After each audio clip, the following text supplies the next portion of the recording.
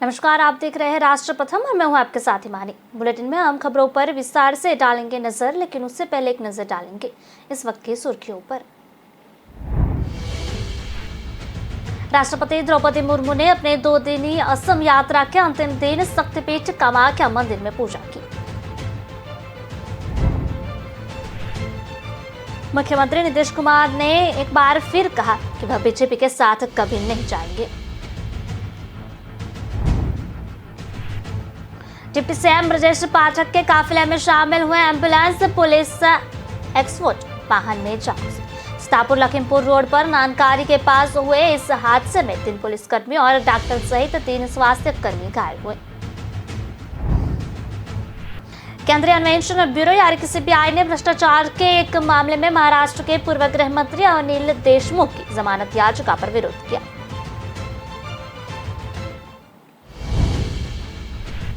दिल्ली शराब घोटाला केस में ईडी ने शुक्रवार को दिल्ली में 25 जगह पर छापेमारी की। इसी दौरान एजेंसी ने राजधानी के कई शराब कारोबारियों को आवासों सहित कई ठिकानों पर तलाशी ली। चलिए बुलेटिन की खबरों को देखते हैं विस्तार से और बात करते हैं। राष्ट्रपति द्रौपदी मुर्मू ने अपने 2 दिवसीय असम यात्रा के अंतिम दिन शक्तिपीठ कामाख्या मंदिर में पूजा की। उन्होंने अपनी बेटी इतिश्री मुर्मू के साथ देवी मंदिर की परिक्रमा भी की। गुरुवार को उन्होंने भारतीय प्रौद्योगिकी संस्थान गुवाहाटी यानी कि IIT गुवाहाटी में विभिन्न परियोजनाओं का भी उद्घाटन और शिलान्यास किया था। राष्ट्रपति मुर्मू के कामाख्या मंदिर दौरे के वक्त असम के राज्यपाल जगदीश मुखी, मुख्यमंत्री हेमंत बिश्व शर्मा भी वहां मौजूद थे। इससे पहले राष्ट्रपति मुर्मू ने इस साल की शुरुआत में हुए राष्ट्रपति चुनाव के प्रचार के दौरान कामाख्या देवी के दर्शन कर आशीर्वाद भी प्राप्त किए। कामाख्या मंदिर के पुजारी ने बताया कि राष्ट्रपति और उनकी बेटी ने आज मंदिर में गर्भगृह में पूजा की और परिक्रमा भी की। इस बीच राष्ट्रपति मुर्मू ने कहा कि असम के मुख्यमंत्री हेमंत बिश्व शर्मा द्वारा उन्हें राज्य की बेटी कहना गर्व की बात है। उन्हें घर जैसा महसूस हुआ और उन्हें विभिन्न विकास परियोजनाओं, विशेष रूप से 4 श्रमिकों के लिए और महिला सशक्तिकरण के लिए असम सरकार की सराहना की। उन्होंने कहा कि यह एक कार्यक्रम में वर्चुअल मोड पर केंद्र और राज्य सरकार की विभिन्न परियोजना का भी आधारशिला रखने के बाद कहा कि केंद्र बुनियादी ढांचे, कनेक्टिविटी और अन्य सभी क्षेत्रों को बढ़ावा देकर अपना योगदान दे रहा है। राष्ट्रपति ने कहा कि मुझे राज्य की बेटी कहने के लिए मुख्यमंत्री को धन्यवाद देना चाहती हूँ। इस बात ने मेरे दिल को छू लिया है। मुझे यहाँ से जो स्वागत मिला है उसने मुझे घर जैसा महसूस कराया है। मैं जल्द ही लौटूंगी।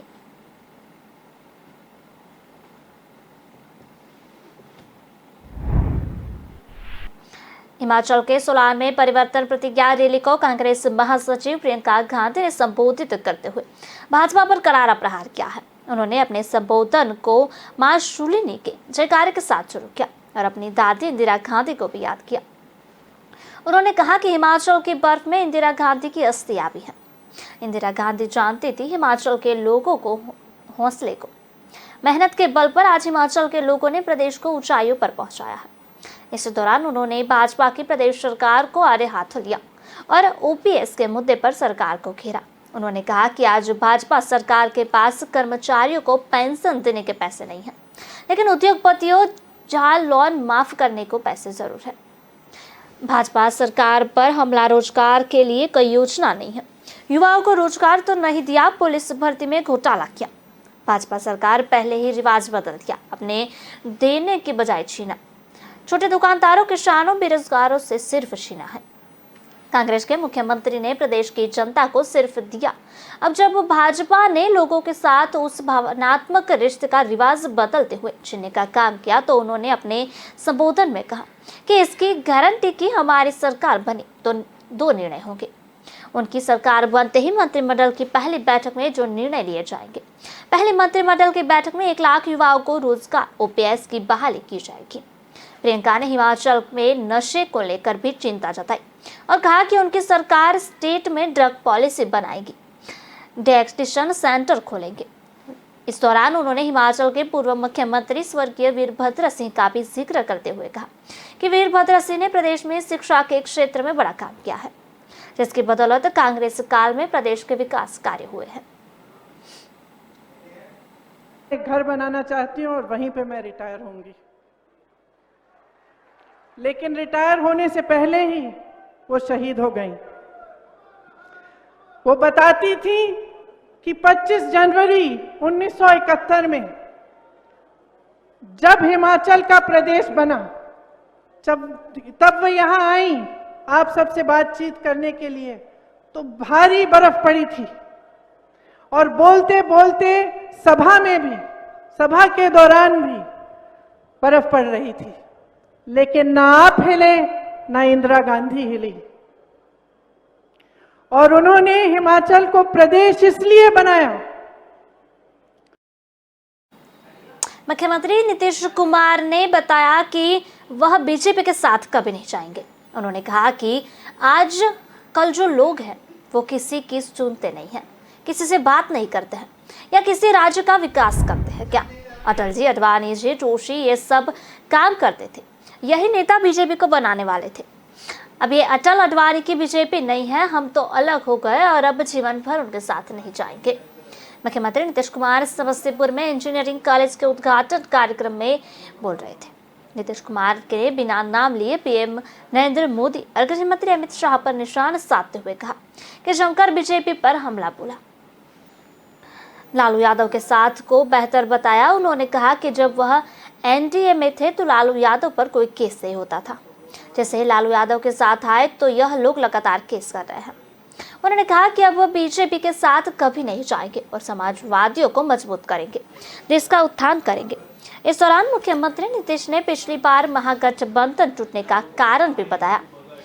उन्होंने कहा कि पिछली बार जब बिहार में महागठबंधन की सरकार थी, बीजेपी वाले झूठा लालू यादव पर आरोप लगाया था।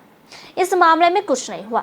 अब फिर से बिहार में महागठबंधन की सरकार बनी है तो फिर लालू यादव को फंसाने के लिए साजिश रच रहे हैं।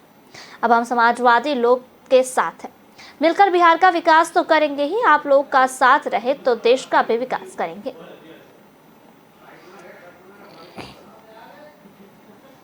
जान लीजिए, जीवन भर हम किसी भी तरह से उन लोगों के साथ फिर नहीं जाएंगे। हम लोग सब जो पुराने समाजवादी हैं एक साथ रहेंगे। इनके पहले वाले जो लोग थे वो लोग कितना काम करते थे आपको हमने बता दिया।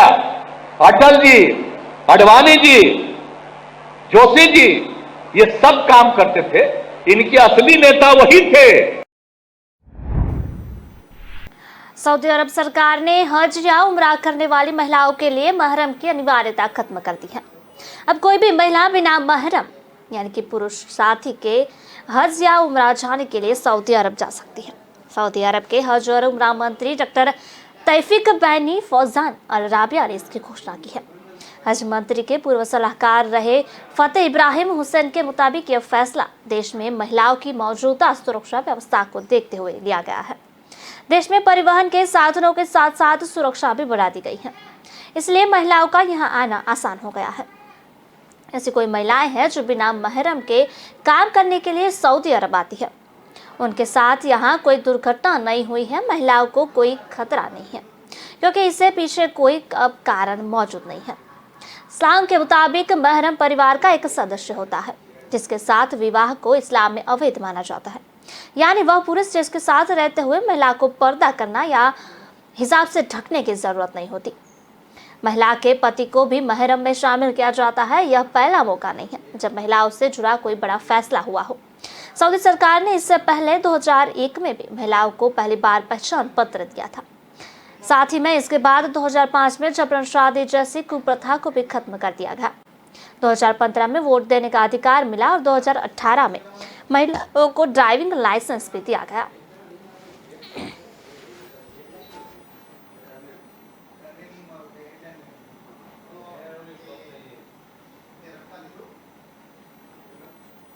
डिप्टी सीएम ब्रजेश पाठक के काफिले में शामिल एम्बुलेंस पुलिस के वाहन में जा घुसी। सीतापुर लखीमपुर रोड पर नानकारी के पास हुए इस हादसे में 3 पुलिसकर्मियों और डॉक्टर सहित 3 स्वास्थ्य कर्मी भी घायल हुए हैं। घायलों को आनन फानन में जिला अस्पताल लाया गया। एम्बुलेंस में सवार अन्य स्वास्थ्य कर्मियों को भी हल्की सी चोट आई है। प्रमोद मिश्रा, मुख्य आरक्षी इंद्रदेव सिंह, राजवीर सिंह जिला अस्पताल में उपचाराधीन है। खबर पाकर माहौली विधायक शशंका त्रिवेदी और सीएमओ डॉक्टर मधु गोराला भी जिला अस्पताल पहुंची है। हादसे में घायल एसआई प्रमोद मिश्रा के अनुसार एम्बुलेंस की टक्कर इतनी जोरदार थी कि एक्सपर्ट में शामिल वाहन सड़क के दूसरे किनारे पर पहुंच गया। उधर हादसे में देख राहगीरों और आसपास के गांव के ग्रामीणों की भीड़ घटनास्थल पर जमा हो गई। घायलों को जिला अस्पताल में भेजा गया है। माहौली विधायक शशंक त्रिवेदी ने बताया कि सड़क पर अचानक से कोई साइकिल सवार आ गया था।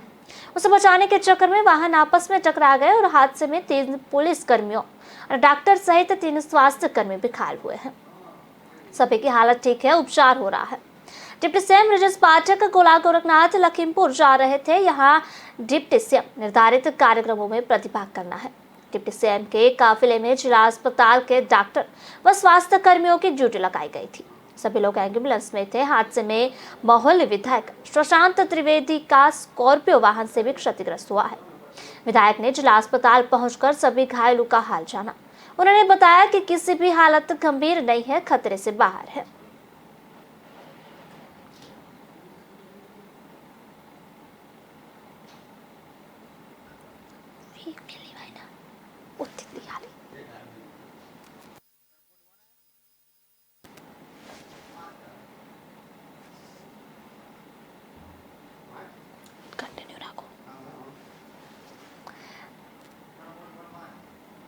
हरियाणा के गुरुग्राम जिले में मस्जिद पर हमला किया और नमाजियों से मारपीट की। तोड़फोड़ करने के बाद मस्जिद के बाहर ताला लगा दिया। जब मस्जिद के बाहर लोग जमा होने लगे तो आरोपी मौके से भाग गए। इस दौरान काफी हंगामा हुआ। गुरुग्राम के पटौदी कस्बा में पड़ने वाले गांव पुटा कला में मुस्लिम समुदाय के लोग रहते हैं। गांव में ही इबादत गाह बनी हुई है। आरोप है कि बुधवार देर शाम पुटा कला स्थित इबादत गाह में कुछ लोग नमाज पढ़ रहे थे।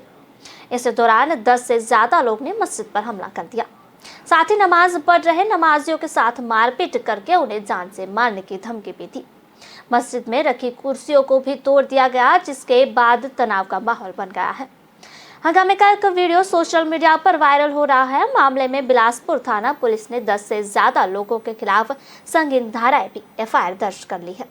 हालांकि अभी तक किसी को पकड़ नहीं गया है। शिकायतकर्ता सूबेदार नजर मोहम्मद की शिकायत पर बिलासपुर थाना में मस्जिद में जबरन घुसकर नमाजियों के साथ मारपीट, तोड़फोड़ करने व जान से मारने की धमकी और धार्मिक भावनाएं भड़काने जैसी संगीन धाराओं का केस दर्ज कर लिया गया है। खबरों का सिलसिला लगातार जारी रहेगा। मिलते एक छोटे से ब्रेक के बाद। कौन सी दुकान से? अपनी दुकान अपने अमेज़न से। हुडी से रुमाल तक, टीवी इन द हॉल तक, जीते हैं हम शान से। सब कुछ अमेज़न से। क्या क्या मिल सकता है विद इन 500। हर बजट में ढेर सारी चॉइसेस देख लो। और पहले ऑर्डर पे तो डिलीवरी भी फ्री। फिर तो और दिखाओ। अमेज़न के भरोसे के साथ हर बजट में जो चाहो वो पाओ। फिर अमेज़न खुलते ही दिल कहेगा और दिखाओ। 2 बजे, दिन के 12 बज गए। Say goodbye to the 1950s की टेक्नोलॉजी वाले मेमोरी फोम मैट्रेस को।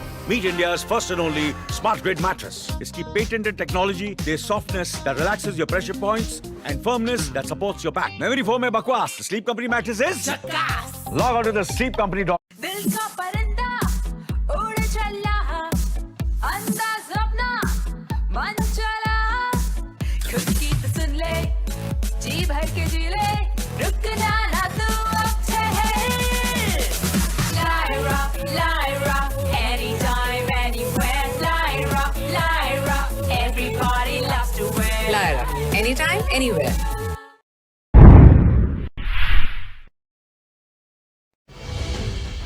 गुजरात चुनाव को लेके बड़ी खबर सामने आ रही है। गुजरात में 10 सितंबर को हो सकते हैं चुनाव। सूत्रों द्वारा जानकारी मिल रही है कि वोटिंग 10 सितंबर 2022 को हो सकती है।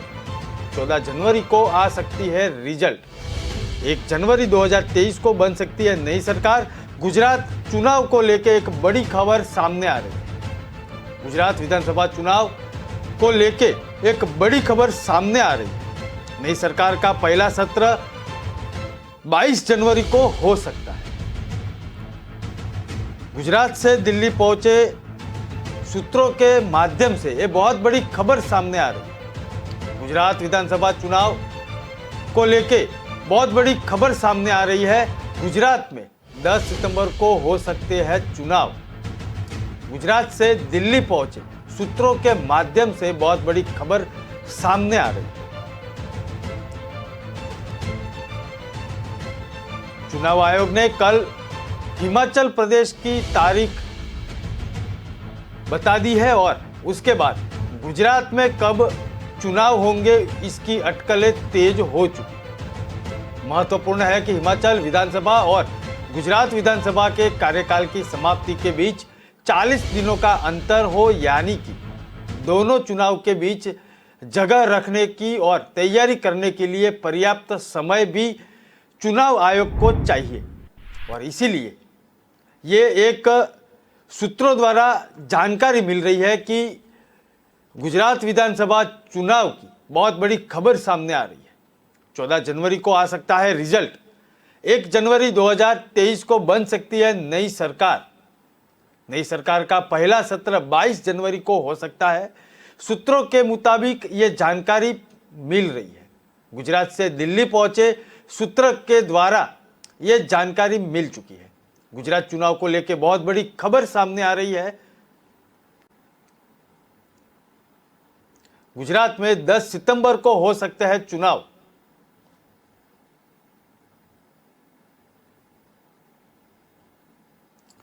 गुजरात चुनाव को लेके बहुत बड़ी खबर सामने आ रही है। गुजरात में 10 सितंबर को हो सकते हैं चुनाव। गुजरात से दिल्ली पहुंचे सूत्रों के माध्यम से बहुत बड़ी खबर सामने आ रही है। नई सरकार का पहला सत्र 22 जनवरी को हो सकता है। 1 जनवरी 2023 को बन सकती है नई सरकार। 14 जनवरी को आ सकता है रिजल्ट। वोटिंग 10 सितंबर 2022 को हो सकता है। गुजरात चुनाव को लेके बहुत बड़ी खबर सामने आ रही है।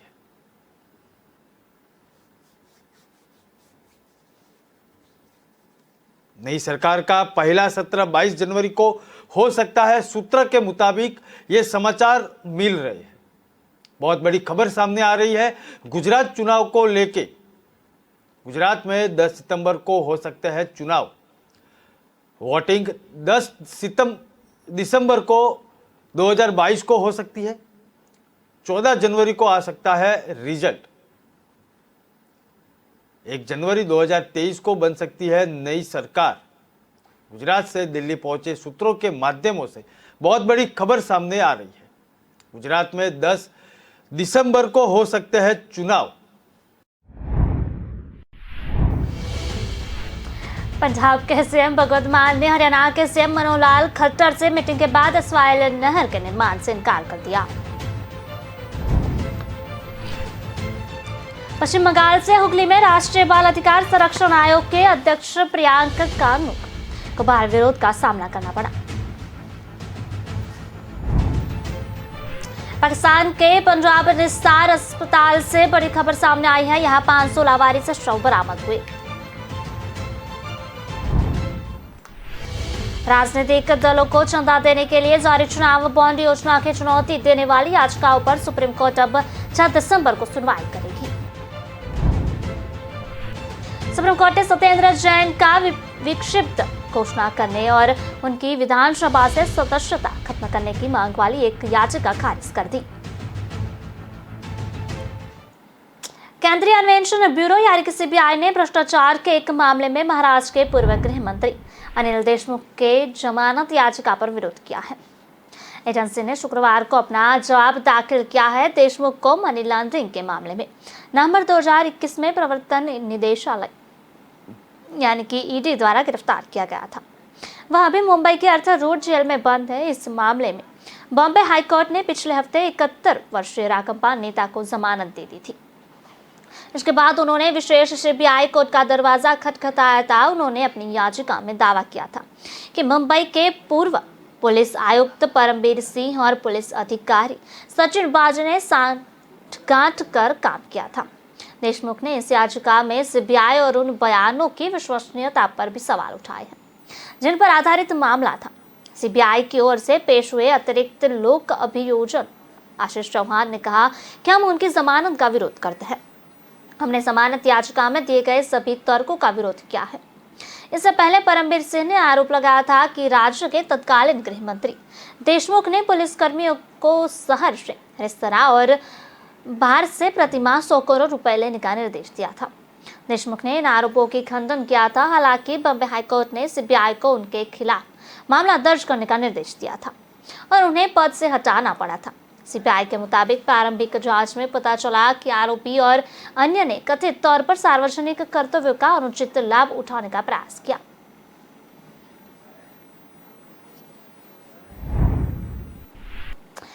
बॉम्बे हाईकोर्ट की फटकार के बाद बृहद मुंबई नगर निगम यानी कि बीएमसी ने अंधेरी उपचुनाव के लिए ऋतुजा लटके का इस्तीफा स्वीकार कर लिया है। अधिकारियों ने बताया कि बम्बई उच्च न्यायालय के आदेश के बाद उनका इस्तीफा स्वीकार कर लिया गया है और सुबह करीब 10 बजे लटके को स्वीकृति पत्र भी जारी कर दिया जाएगा।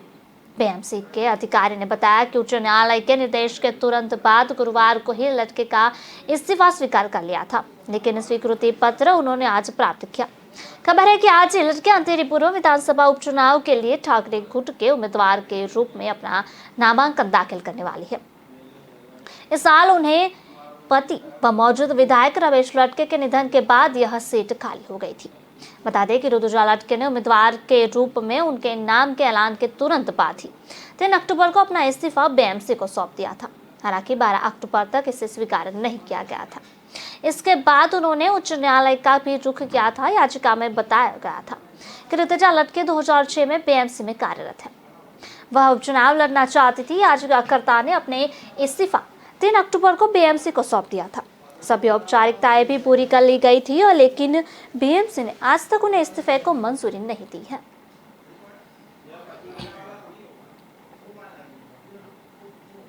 दिल्ली शराब घोटाला केस में ईडी ने शुक्रवार को दिल्ली में 25 जगह पर छापेमारी की।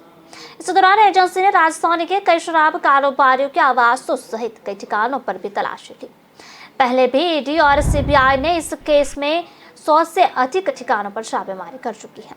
पहले एजेंसी ने कुछ नेताओं, पूर्व नौकरशाह और कारोबारियों के घर तलाशी ली थी। 7 अक्टूबर को दिल्ली, पंजाब और हैदराबाद में 35 ठिकानों पर प्रवर्तन निदेशालय ने छापा मारा था।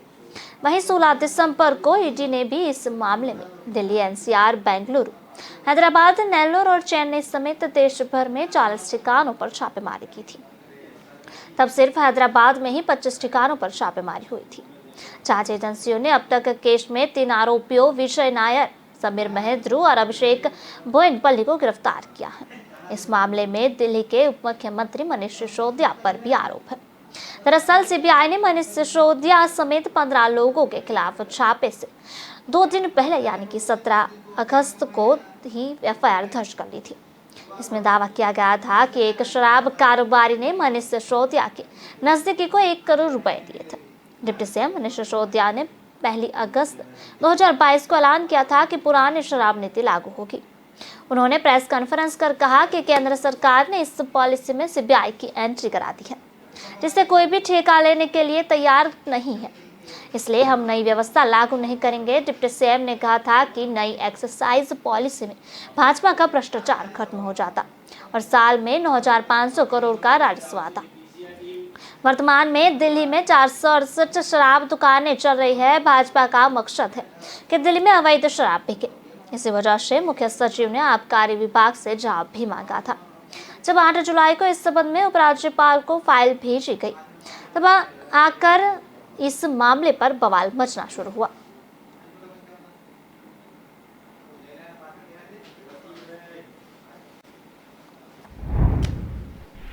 बॉम्बे हाईकोर्ट की नागपुर बेंच ने दिल्ली यूनिवर्सिटी के पूर्व प्रोफेसर जयंत साईबाबा और 5 अन्य को भी आरोपों से बरी कर दिया है। कोर्ट ने उन्हें तत्काल जेल से रिहा करने का आदेश दिए हैं। जस्टिस रोहित देव और जस्टिस अनिल पानसरे की बेंच ने उन्हें तत्काल रिहा करने का भी आदेश दिया है। 5 साल पहले महाराष्ट्र की एक और लोअर कोर्ट ने माओवादी से लिंक मामले में उन्हें और अन्य 5 को दोषी ठहराया था। कोर्ट ने उन सभी को यूएपीए के तहत उम्र कैद की सजा भी सुनाई थी, जिसके खिलाफ साईबाबा ने बॉम्बे हाईकोर्ट में याचिका दायर की थी। हाईकोर्ट ने मामले में 5 अन्य दोषियों महेश तिर्की, पांचू नरेटू, हेम मिश्रा, प्रशांत राही और विजयन तिर्की को भी बरी किया है। 5 आरोपियों में से एक पांडु नरेटो की 1.5 महीने पहले मौत हो गई थी। वह 33 साल के थे और उन्हें स्वाइन फ्लू हुआ था। उनके वकीलों ने नागपुर सेंट्रल जेल पर समय पर हेल्थ सुविधा नहीं देने का आरोप लगाया था। कोर्ट ने इस सभी को तत्काल रिहा करने के आदेश दिए जब तक इन्हें वे किसी अन्य मामलों में आरोपी न हो। 2012 में साईं बाबा जवाहरलाल यूनिवर्सिटी यानी कि JNU के छात्र हेम मिश्रा, पूर्व पत्रकार प्रशांत राही समेत अन्य 2 पर एक प्रतिबंधित माओवादी संगठन रिवॉल्यूशनरी डेमोक्रेटिक फ्रंट के साथ संबंध होने के आरोप लगे थे, जिसके बाद 2013 में उन सभी को गिरफ्तार किया गया। साईं बाबा दिल्ली यूनिवर्सिटी के रामलाल आनंद कॉलेज के प्रोफेसर थे। 2014 में गिरफ्तारी के बाद DU के रामलाल आनंद कॉलेज ने प्रोफेसर JN साईं बाबा को सस्पेंड कर दिया था। पुलिस का दावा था कि उनके पास नक्सल साहित्य बरामद हुआ था। 23 दिसंबर 2015 साईं बाबा ने भी सरेंडर कर दिया था।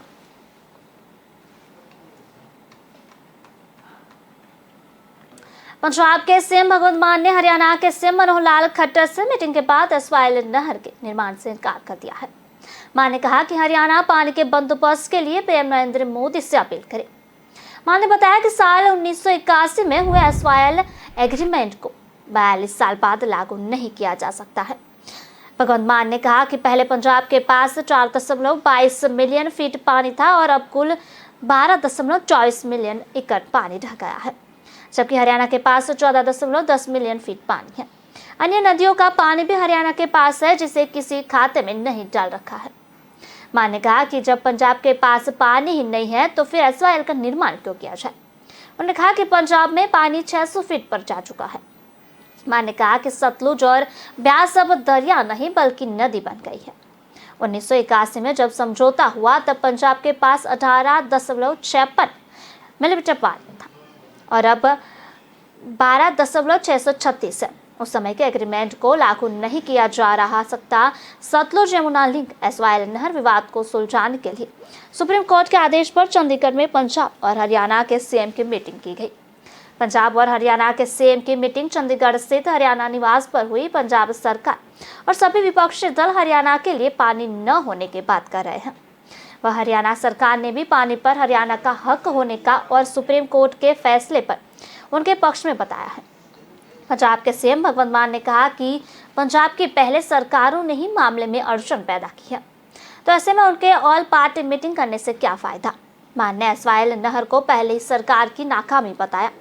इससे पहले पंजाब के पूर्व CM कैप्टन अमरिंदर सिंह, पूर्व डिप्टी CM पंजाब सुखबीर सिंह बादल और कांग्रेस के प्रधान अमरिंदर सिंह राजा वड़िंग ने CM भगवंत मान से ऑल पार्टी मीटिंग और अपना स्टैंड करने को कहा था। बुलेटिन में समय हो चला है ब्रेक का। ब्रेक के बाद देखते हैं खबरों को रफ्तार से। Hello ladies. नील, मेरी चांद के लिए चांद का टुकड़ा।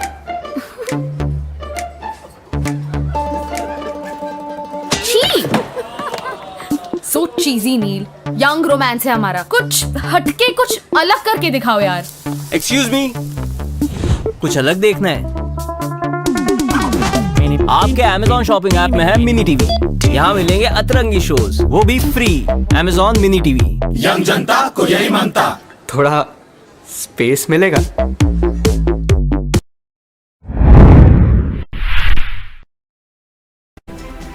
बिहार में जारी डेंगू के बीच उप मुख्यमंत्री तेजस्वी यादव रात अचानक राज्य के सबसे बड़े सरकारी अस्पताल में एक NMCH पहुंचे। इस दौरान उन्होंने मरीजों और उनके परिजनों से भी बातचीत की और उनका हालचाल जाना।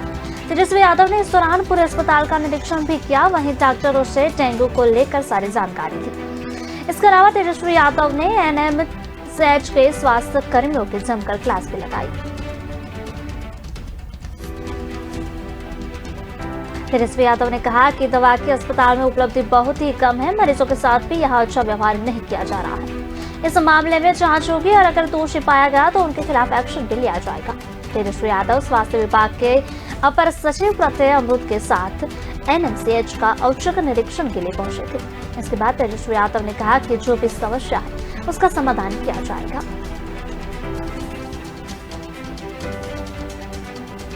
समय पर हम जब तक नहीं उतरेंगे तब तक जमीनी स्थिति के बारे में पता नहीं चलेगा। मैंने पहले भी कहा था कि अस्पताल में मरीजों को हर तरह की सुविधा मुहैया कराई जाए। स्वास्थ्य कर्मियों को भी निर्देश भी दिए गए थे। इसके बाद भी अस्पताल में बहुत सी समस्याओं के बारे में पता चला है।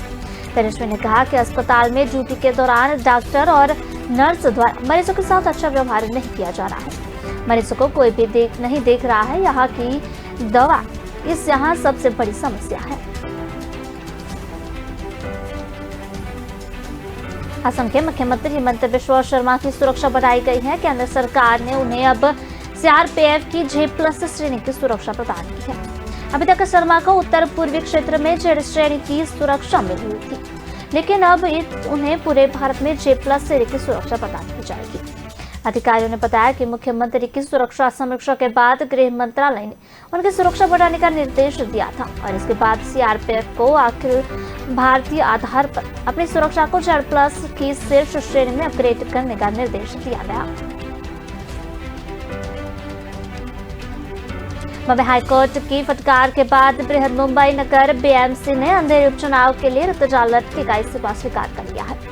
अधिकारियों ने बताया कि बम्बई उच्च न्यायालय के न्यायाधीश के बाद उनका इस्तीफा स्वीकार कर लिया गया है और आज सुबह करीब 10 बजे लटके को स्वीकृति का पत्र भी जारी कर दिया है। उन्होंने बीएमसी के अधिकारी ने बताया कि उच्च न्यायालय के निर्देश के तुरंत बाद गुरुवार को ही लटके का इस्तीफा स्वीकार कर लिया था, लेकिन स्वीकृति पत्र उन्होंने आज प्राप्त किया। खबर है कि आज ही लटके अंधेरी पूर्व विधानसभा उपचुनाव के लिए ठाकरे गुट के उम्मीदवार के रूप में अपना नामांकन दाखिल करने वाले हैं। इस साल उनके पति व मौजूदा विधायक रमेश लटके निधन के बाद यह सीट खाली हो गई थी।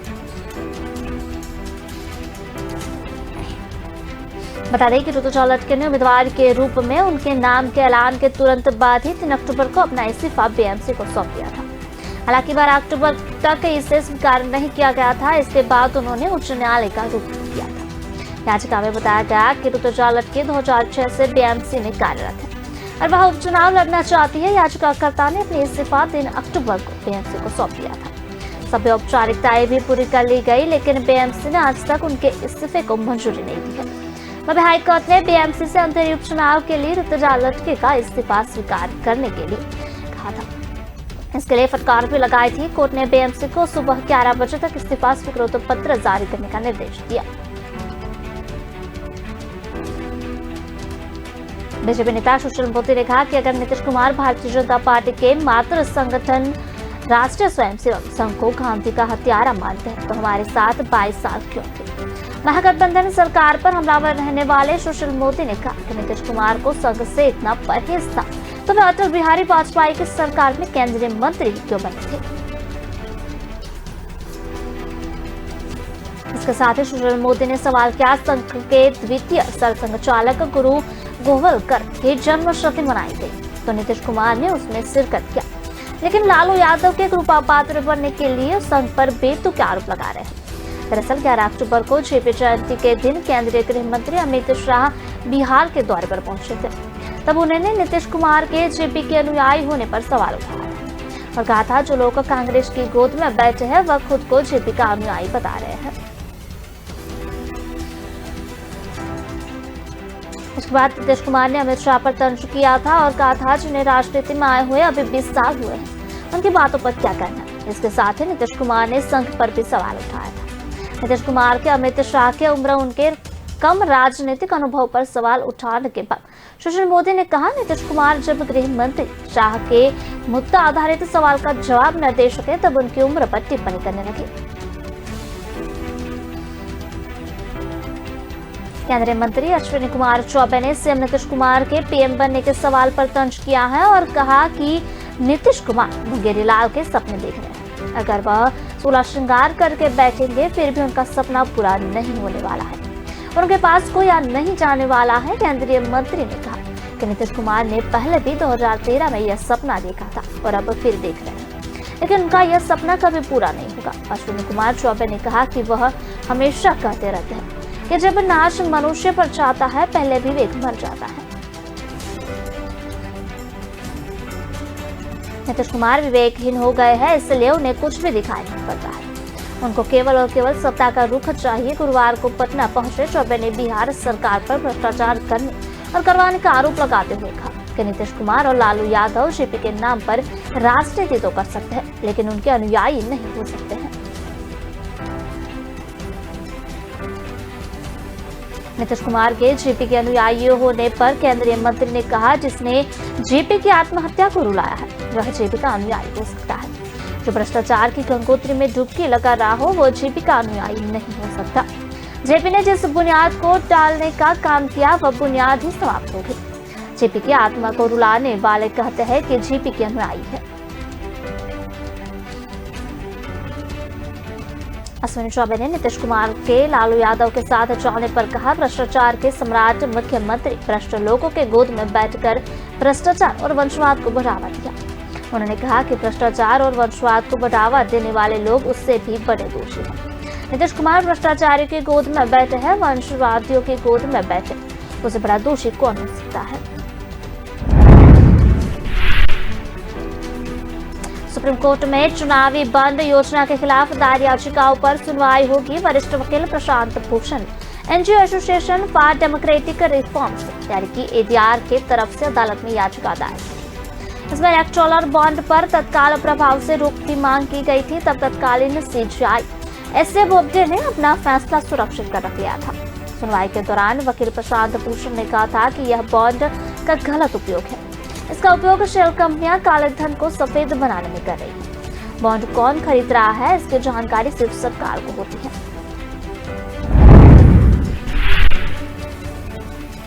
चुनाव आयोग तक इससे जुड़ी कोई जानकारी नहीं ले सकता है। यह राजनीतिक दल को रिश्वत देने का एक तरीका है। इस योजना को 2017 में चुनौती दी गई थी, लेकिन सुनवाई 2019 में शुरू हुई। 12 अप्रैल 2019 को सुप्रीम कोर्ट ने सभी पॉलिटिकल पार्टियों को निर्देश दिया कि वे 30 मई 2019 तक के एक लिफाफे में चुनावी बॉन्ड से जुड़ी सभी जानकारी चुनाव आयोग को दी। हालांकि कोर्ट ने इस योजना पर रोक नहीं लगाई।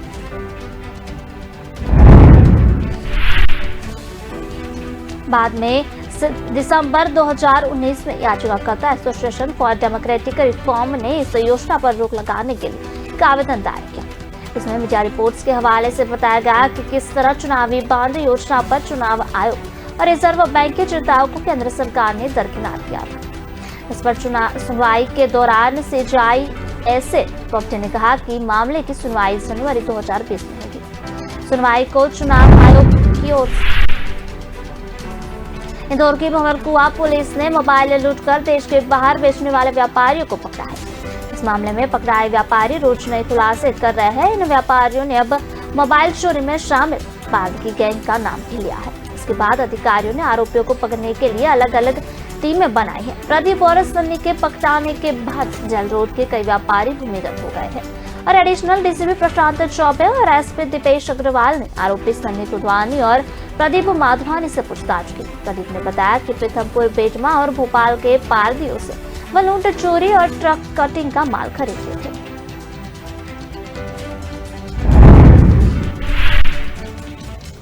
इस समय नरेंद्र उर्फे नथु व राहुल के माध्यम से विदेश में भेजा जाता था। आरोपियों ने छोटी कंपनी के मोबाइल के 2000 और बड़ी कंपनी के मोबाइल के 5 से 10,000 रुपए रेट फिक्स कर रखे थे। घटना के मोबाइल में 3 से 4 लोगों को रुपया बढ़ता था। हर माह करीब 50,000 से अधिक मोबाइल आरोपियों द्वारा इधर उधर कर दिए जाते थे। वहीं प्रदीप ने जय जगत नगर के 2 पार्थियों के नाम भी बताए हैं। अब पुलिस उनकी तलाश कर रही है। प्रदीप और सनी को उज्जैन के रास्ते बिचौर फिर अभी मोबाइल उपलब्ध कराता था। यहाँ से वह किसी मुस्लिम युवक से मोबाइल खरीदता था। प्रदीप ने बिच्छू का नाम भी लिया है। पुलिस अधिकारियों के पास मनीष, नरेंद्र, भरत और राहुल के फोटो भी पहुंचे हैं। दिल्ली में नरेंद्र के बारे में पुलिस ने जानकारी निकाली छुटाई है। बताया जा रहा है कि सन्नी और प्रदीप के पकड़ाने के बाद से ही वह भूमिगत हो गया है। उसके खिलाफ एमजी रोड, तेराजी नगर और जुन इंदौर में पहले से अलग अलग मामले में शिकायतें पहुंची हैं।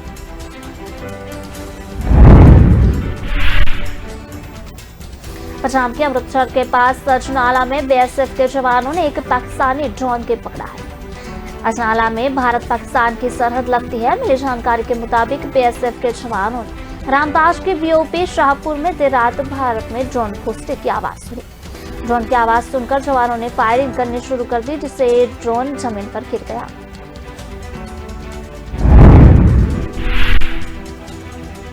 फिलहाल बीएसएफ के जवानों ने इस ड्रोन को अपने कब्जे में ले लिया है और आसपास के इलाकों में सर्च ऑपरेशन भी चलाया जा रहा है।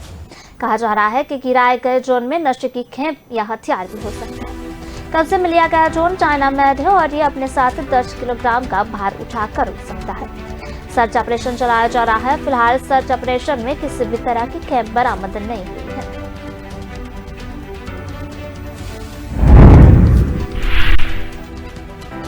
इराक की राजधानी बगदाद और उसके आसपास के ग्रीन जोन में गुरुवार को रॉकेट से हमला कर दिया था। जानकारी के मुताबिक इन इलाकों में 9 रॉकेट दागे गए हैं, जिससे सुरक्षा बल के कई जवान और आम नागरिक घायल हो गए हैं। जानकारी के मुताबिक बगदाद के ग्रीन जोन में इराक की संसद के पास एक रॉकेट हमले की सूचना मिली है।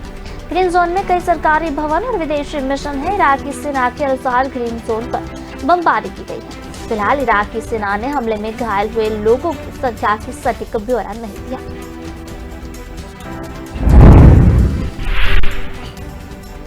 जानकारी के मुताबिक रॉकेट हमला ठीक उसी समय हुआ जब इराक की संसद नए राष्ट्रपति के चुनाव के लिए एक सत्र शुरू करने वाली थी। ऐसा अनुमान लगाया जा रहा है कि सत्र को रोकने के लिए यह हमला किया गया है। यह पहली बार नहीं है जब संसद भवन को रॉकेट के हमले के निशान बनाया है।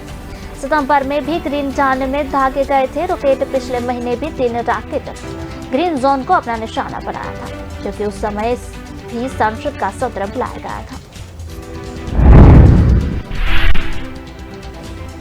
रॉयटर्स के अनुसार बुधवार को इराक के कुर्दिस्तानी क्षेत्र में खोरमोर गैस क्षेत्र में कम से कम 8 रॉकेट दागे गए थे।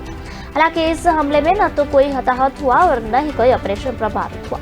बगदाद में अगस्त ऑस्ट्रेलियाई राजनयिक को निशाना बनाकर एक विस्फोट किया गया था।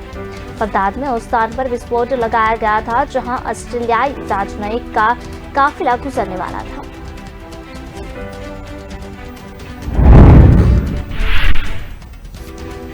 हालांकि इस घटना में किसी के हताहत होने की कोई सूचना नहीं पाई गई है। ऑस्ट्रेलिया का राजनयिक मिशन प्रभावशाली शिया धर्मगुरु मुक्तदा अल सद्र और प्रतिद्वंदी शिया पार्टियों के ईरान समर्थित गुट के बीच मध्यस्थता करने के प्रयास कर रहा है और इन प्रयासों के बीच यह विस्फोट हुआ है। कार्यवाहक प्रधानमंत्री मुस्तफा अल कदीमी इन समूहों के बीच समझौता कराने में असफल रहे हैं।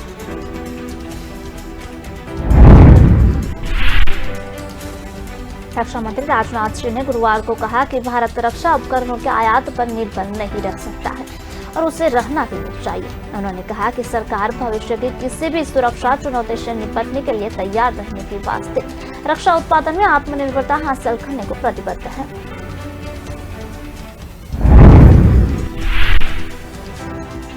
रक्षा मंत्री दुनिया भर में भारतीय मिशनों में तैनात रक्षा अताशे की एक बैठक को संबोधित कर रहे थे। उन्होंने कहा कि आत्मनिर्भरता का अर्थ दुनिया से अलग थलग रहना नहीं, बल्कि आधुनिक सेना के माध्यम से राष्ट्रीय सुरक्षा और रणनीतिक स्वायत्तता सुनिश्चित करना है।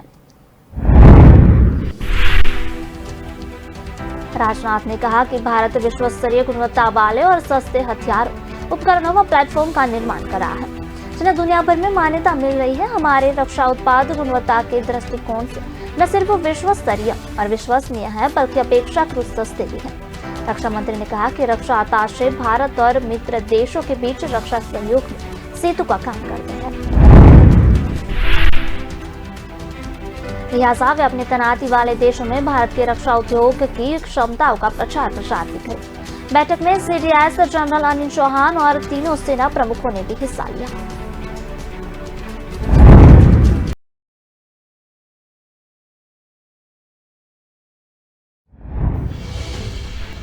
राजस्थान सरकार को सुप्रीम कोर्ट का आदेश, कोरोना से अनाथ हुए बच्चों को मुआवजा दे। 2 हफ्तों में मुआवजा देने के लिए आदेश दिया गया। आत्महत्या से हुई मौतों में 8,040 को मुआवजा। आम आदमी पार्टी मुख्यालय के बाहर प्रदर्शन। गोपाल इटालिया का अभद्र टिप्पणी मामले का प्रदर्शन। अध्यक्ष गोपाल इटालिया को हटाने की मांग। भाजपा नेता और भाजपा महिला मोर्चा ने किया प्रदर्शन। तुर्की में कोयला खदान में विस्फोट होने से 25 लोगों की मौत हो गई। इस धमाके में 28 लोग घायल हुए। मेडिकल कॉलेज एंड हॉस्पिटल पहुंचे तेजस्वी। लापरवाही पर अधीक्षक को किया निलंबित। तेजस्वी ने स्वास्थ्य कर्मियों को क्लास में लगाई।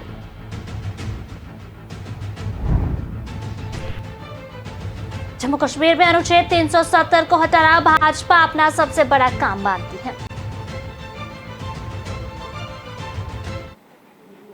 सिद्धू मूसेवाला हत्याकांड में मुख्य आरोपी गैंगस्टर लॉरेंस के साथ हंसना बोगा सीआईए एसएचओ किक्कर सिंह को मगना पड़ा है। गुरुवार को कोका की अदालत में पेश करते समय सीआईए इंचार्ज किक्कर सिंह ने लॉरेंस के साथ मजाक करना शुरू कर दिया था। ऐसे में गैंगस्टर के साथ इसी तरह पुलिस अधिकारियों का याराना रहा तो भड़क सवाल खड़े करता है। लॉरेंस जैसे गैंगस्टर ने पंजाब का माहौल खराब कर रखा है और पुलिस अधिकारी ने उसकी पीठ थपथपा रहे हैं। पहले ही मानसा के सीआईए इंचार्ज प्रितपाल सिंह पर आरोप लगे हैं। इसके काफी को दागदार करते हुए गैंगस्टर दीपक टीनू को भगाने में अहम भूमिका निभाई। टीनू को उसने सलाखों के पीछे रखने की बजाय अपने घर में मेहमान बनाकर रखा और उसके गर्लफ्रेंड के साथ मुलाकातें भी करवाई। अब मौका के सीआईए इंचार्ज किक्कर सिंह ऐसे ही एक मामले में चर्चा में आ गए हैं और उनका गैंगस्टर लॉरेंस याराना कैमरे में कैद हो गया। बता दें कि सीआईए स्टाफ बागापुराना के मुखी त्रिलोचन सिंह हरजीत सिंह उर्फ पिंटा द्वारा हत्याकांड में लॉरेंस को लुधियाना से ताजा रिमांड पर मोगा लाया गया था। पेशी के दौरान अधिकारी किक्कर सिंह की वीडियो लॉरेंस के साथ वायरल हो गई। वायरल वीडियो में एसएचओ किक्कर सिंह अदालत में पेशी पर लाए गए गैंगस्टर लॉरेंस की पीठ को थपथपा रहे हैं और उसे कह रहा था कि कल अदालत का रास्ता भुला गया। किक्कर सिंह लॉरेंस से कहने लगे कि अदालत का रास्ता भुलाते नाल कीते मैंने भी नहीं भूल गया। तो इतना कहने पर गैंगस्टर लॉरेंस भी उसके साथ हंसने लगे। इस मामले की वीडियो जैसे ही वायरल हुई तो पुलिस ने उच्च अधिकारियों ने गंभीरता से लिया, क्योंकि अभी हाल ही में मनसा सीआईए स्टाफ की हिरासत में गैंगस्टर टीनू भागा है और उसे भगाने में पुलिस अफसर प्रितपाल सिंह ने अहम भूमिका भी निभाई।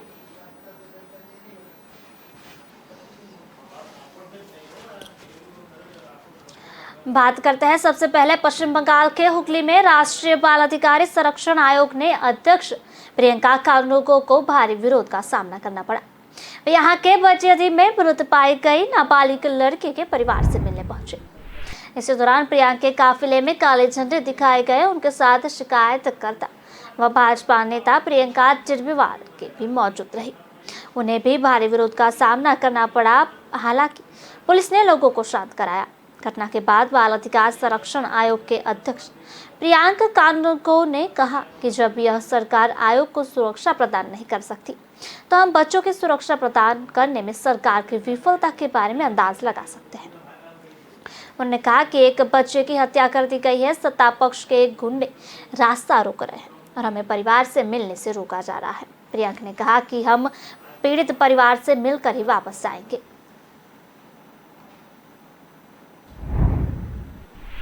भारतीय वायुसेना का बहादुर डॉगी जूम आखिरी दम तक आतंकियों से लड़ते हुए शहीद हो गया।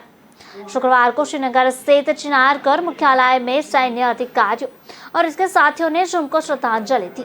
इससे जुड़ा वीडियो भी सोशल मीडिया पर वायरल हो रहा है, जिसमें देखा जा सकता है कि कैसे सेना के जवान और अधिकारी जूम को नमन कर रहे हैं। यही नहीं, जूम के साथी डॉग भी उसे श्रद्धांजलि देते हुए नतमस्तक हो गए। इसके बाद अधिकारियों के एक इशारे पर डॉग्स दो पैरों पर खड़े होकर अपने बहादुर साथी जूम को ट्रिब्यूट कर देते हैं। श्रद्धांजलि सभा के दौरान लेफ्टिनेंट जनरल ADCS औजाला समेत अन्य अधिकारी भी यहाँ मौजूद रहे। अधिकारियों के साथ मुठभेड़ के दौरान गंभीर रूप से घायल हुए जूम की 72 घंटे के इलाज के बाद गुरुवार को श्रीनगर के 56 एडवांस फील्ड वेटरनरी अस्पताल में मौत हो गई थी। इंडियन आर्मी के चिनार कॉर्प्स के मुताबिक 9 से 10 अक्टूबर को सर्च ऑपरेशन चलाया गया था। जूम भी इसका ही हिस्सा था। ऑपरेशन के दौरान सेना के जवानों ने जूम को एक घर में भेजा जहां आतंकियों के छिपे होने की खबर मिली थी। जूम ने आतंकियों की पहचान की और उन पर हमला कर दिया। इस दौरान उसे गोलियां लगी। जख्मी होने के बावजूद वह आतंकियों से लड़ता रहा, जिसके चलते जवानों ने आतंकियों की मौत के घाट उतार दिया। इन एनकाउंटरों के दौरान 2 जवान भी घायल हुए थे।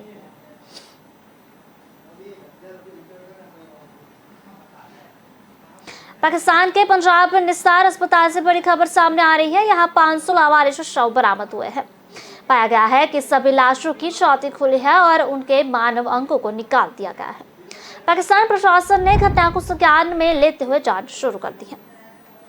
दरअसल निसार मेडिकल यूनिवर्सिटी के निसार अस्पताल से एक वीडियो सामने आया था जिसमें खुले में सड़कों शव को दिखाया गया है। क्षत विक्षत शवों को ऊपरी मंजिल और लकड़ी की पुरानी खाट पर फेंक दिया गया था। निस्तार अस्पताल के चिकित्सा अधीक्षक को लिखे पत्र में एक अधिकारी ने कहा, नस्तर अस्पताल मुल्तान की छत पर शवों को सड़ने की एक भयावह घटना सामने आई है जिससे लोगों में आक्रोश है। उन्होंने कहा कि मामले को लेकर जांच की जा रही है, घटना को गंभीरता से लिया गया है। वहीं मुख्यमंत्री चौधरी परवेज इलाही ने मामले का संज्ञान लिया है और जांच के आदेश दिए हैं। उन्होंने शव को गलत तरीके से संभालने वालों के खिलाफ सख्त कार्रवाई का भी आश्वासन दिया। रिपोर्ट्स के अनुसार दक्षिण पंजाब के स्वास्थ्य विभाग ने निसार अस्पताल निकायों के घोटालों की जांच के लिए 6 सदस्यीय टीम का गठन भी किया।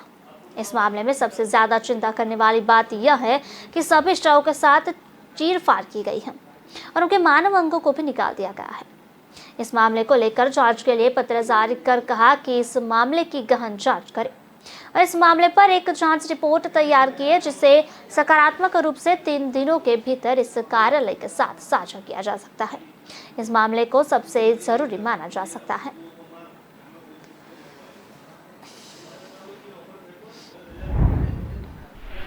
राजीव गांधी हत्याकांड के दोषी नलिनी श्रीहरन की याचिका पर सुप्रीम कोर्ट में सुनवाई टल गई है।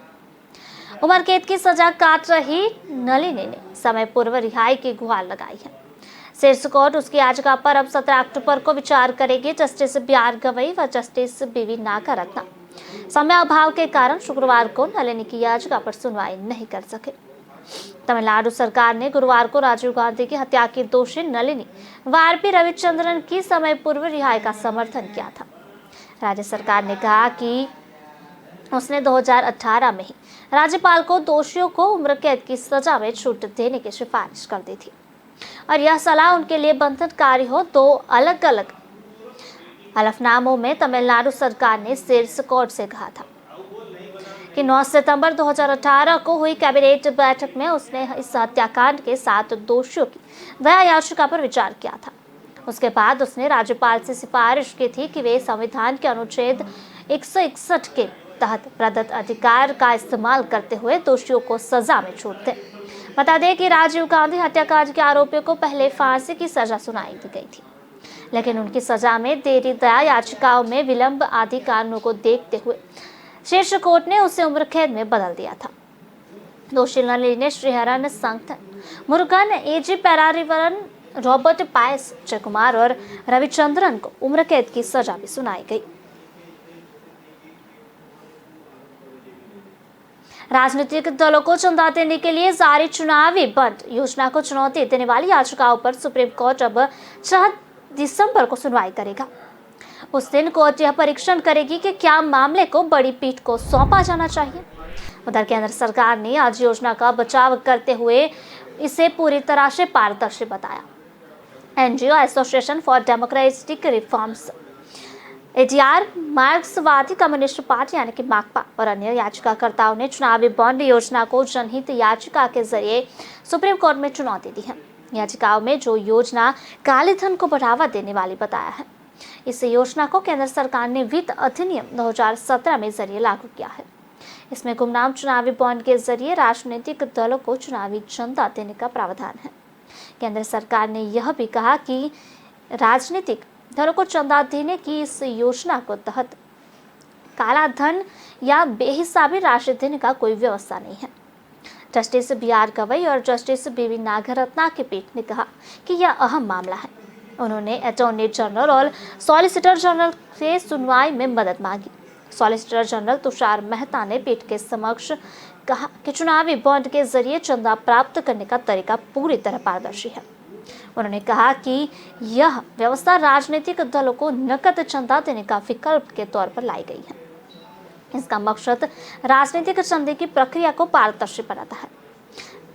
एडीआर की ओर से पेश हुए वकील प्रशांत भूषण ने जांच अप्रैल को तत्कालीन प्रधान न्यायाधीश एन.वी. रमन के समक्ष मामले का उल्लेख किया था और कहा था कि यह मामला बहुत ही गंभीर है और इस पर त्वरित सुनवाई की जरूरत है।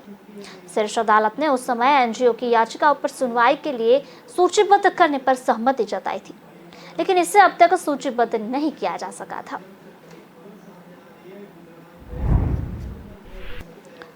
सुप्रीम कोर्ट ने शुक्रवार को पटाखों पर प्रतिबंध से संबंधित एक याचिका पर तत्काल सुनवाई से लेकर इनकार करते हुए कहा कि दिवाली नजदीक है और लोगों ने पटाखों के कारोबार में पैसा लगाया होगा। मुख्य न्यायाधीश यू ललित और न्यायमूर्ति हेमंत गुप्ता की पीठ ने कहा कि क्षमा करें, हम अभी उस मामले को सूचीबद्ध नहीं करेंगे। दिवाली नजदीक है, आप समय से पहले आए। लोगों ने पटाखों के कारोबार में पैसा लगाया होगा, आपको 2 महीने पहले आना चाहिए था। पीठ ने वकील से कहा कि हम इस मामले से नहीं निपट सकते। इसके परिणामों में देखे कोई निर्देश लागू करने पर वे लोग काम से बाहर हो जाएंगे। वकील ने पीठ को बताया कि मामला इस साल दिल्ली और कुछ अन्य राज्यों में पटाखों पर प्रतिबंध से संबंधित है। पीठ ने कहा कि क्षमा करें, यह दिवाली के बाद किया जाएगा। शीर्ष अदालत ने गुरुवार को राष्ट्रीय राजधानी में 1 जनवरी 2023 तक सभी प्रकार के पटाखों के भंडारण, बिक्री और उपयोग पर प्रतिबंध लगाने के आदेश के खिलाफ एक याचिका पर तत्काल सुनवाई करने से इनकार कर दिया। शीर्ष अदालत ने तत्काल सुनवाई की मांग करने वाले वकील से कहा कि वह दिल्ली उच्च न्यायालय का दरवाजा खटखटाए। दिल्ली उच्च न्यायालय ने पहले पटाखों पर पूर्ण प्रतिबंध के खिलाफ ग्रीन पटाखा व्यापारियों की याचिका पर सुनवाई 1 जनवरी तक के लिए टाल दी थी। शीर्ष अदालत ने 10 अक्टूबर को दिल्ली सरकार के सभी किस्मों के भंडारण, बिक्री और उपयोग पर प्रतिबंध लगाने के आदेश पर रोक लगाने से इनकार कर दिया था।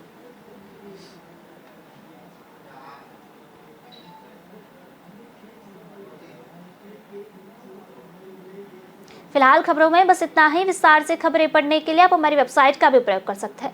हमारी वेब का पता है www.kalamkartavya.com। हमारी कलम ही हमारा कर्तव्य है। इसी उद्देश्य के साथ आप खबरों को राष्ट्रप्रथम के साथ देखते रहिए। नमस्कार।